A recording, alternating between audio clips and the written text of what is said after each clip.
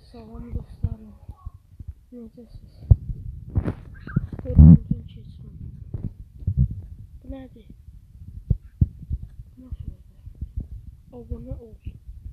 Abone ol. Siz abone olursunuz. Abone ol. Yoksa abone olma.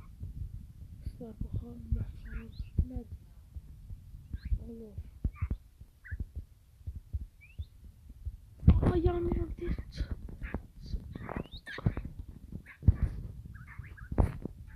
Anladım. Dostlarım buradaki nedir? Baykuş. Dostlar abone olsanız baykuş yeri buradan kurtaracağım. Olmasanız size bağışlayıp burada öleceğim. Hansını seçsiniz tez like'larım. Ben de bu kuşu kurtarmak yanına geldim.